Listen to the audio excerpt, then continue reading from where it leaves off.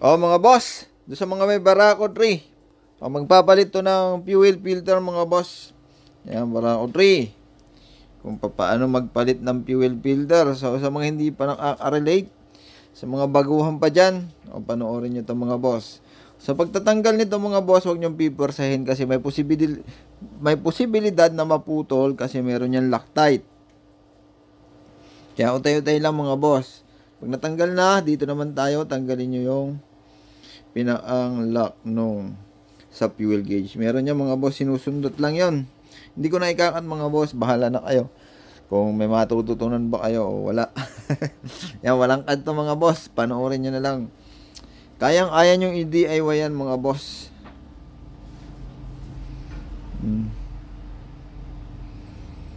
So yun, positive negative ng fuel gauge. Tinanggal na natin. Sungkit-sungkit lang yan mga boss. Pag hindi masungkit, hindi mahugot, sungkitin nyo uli. May lock yun.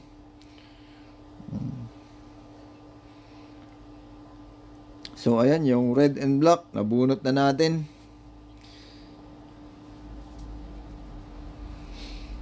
Kasunod mga boss, positive and negative ng fuel pump. Ganon din, bunutin nyo lang, malambot lang yun. Huwag nyo persahin mga boss, gawa ng baka maputol yung kanyang wire. Mas matatagalan kayo. Diba mga boss? Ganyan lang ang paggagawa nyan. Madali lang. Tandaan nyo lang yung sequence mga boss at baka malito kayo. Pero 4 lang na wire yan. Hindi naman gaano karamihan ang probability nyan pag nagkamali kayo. So dalawang wire sa sending unit ng fuel gauge. Tapos dalawa rin sa fuel pump. Sungkitin nyo lang, kamay-kamay lang yan mga boss, madumi na yung kamay natin mga boss, gawang kaliwat kanan ang gawa natin dyan. So siningit lang natin tong pagpalit ng fuel filter mga boss. So kita na mga boss kung gaano karumi. 40k plus ang natatakbo niyan mga boss. So, di ba? Ano pa yan? Branded na gasolinahan. Petron lagi ang pinagagasolinahan. So talagang pagdating ng mga ganyan na kilometer reading, kailangan talaga mapalitan yan. Pero yung 20,000 kilometers mga boss, napapansin ko talaga doon sa akin, no? Madumi na rin. Kasi ako iba-iba ng gasolinahan, in-experiment natin mga boss ay. Kung magdudumi baga. So dito, kaya na, fuel filter, kinakabit na. Ganun lang yan. Panoorin nyo na lang mga boss. Sundan nyo lang. Magagawa nyo yung fuel pump ninyo mga boss. Magagawa nyo, masusundan nyo yung pagpapalit ng fuel filter. So dito, pinabalik na natin. So wala namang baligtaran dyan mga boss. Hindi naman papasok yung pagbaligtad. So ganyan, tulak-tulak lang. Ingat-ingat lang mga boss. Kasi mahal yan. Mahal yung fuel pump mga boss. Sa pag DIY. Ayan. Ingat-ingat lang. So yan, pag lumagitik, nakalak na yan mga boss. Okay na yon mga boss. Pag mga ganyan, balik na yung mga wire. Pagbalik ng wire, ganon din. Madali lang yan. Uy, nangingilig-ngilig pa. Di boss, madalas. Wala tayo. Diyan mga boss, sa pagkakabit niyan, make sure na nakakapit. Kasi syempre, mag-uulit kayo. Pag hindi agad nakalagay ng maayos. Yan. Kasunod mga boss, yun, i-route ninyo yung wiring. Papunta sa likod yung negative ng fuel pump mga boss.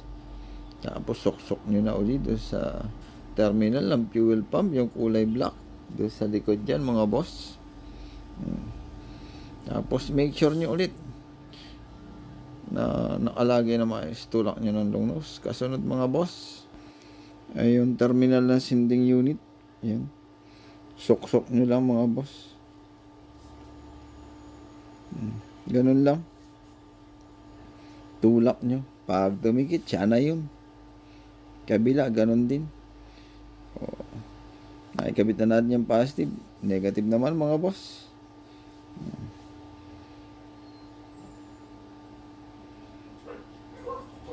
Diba mga boss? Napakasimple. Okay.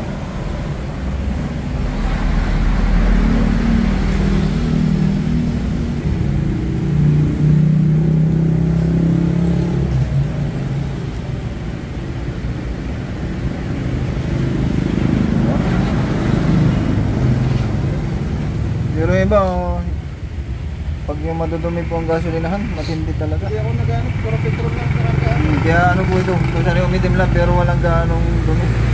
Kaya kasi may card kasi ako ng petrol. Ay. Minsan yan, nakabili ako sa pulpas sa petrol. Libre. Yung card ko kasi namabot na si Binanglet. Yung point, ng full time. Hindi ko na ako. Pagkada ko yung store card, full card sa petrol. Kaya papakasuloy na hanap sa Dito mo ay ingatan yan. Tapos.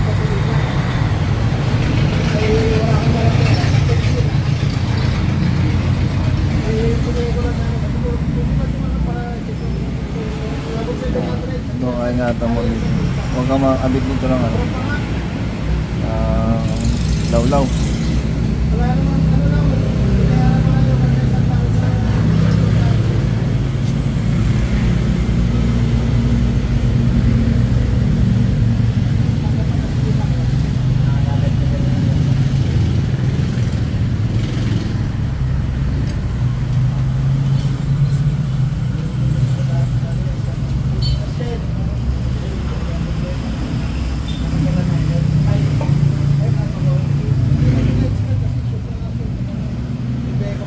Ay, lagi sira yung mga ganun. Lagi sa mga ganun.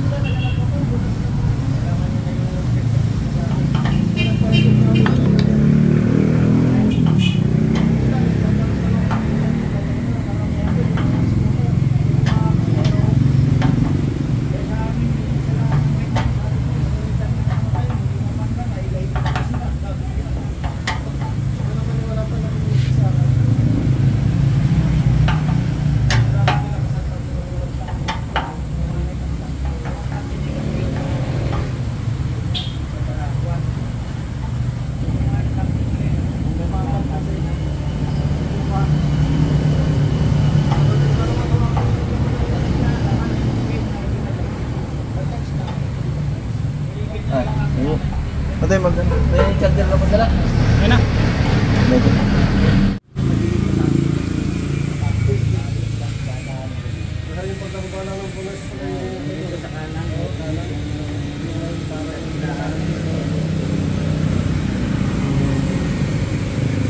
Nagana pa po ito? Pangalwa na nga sana. Pangalawang palit na sana.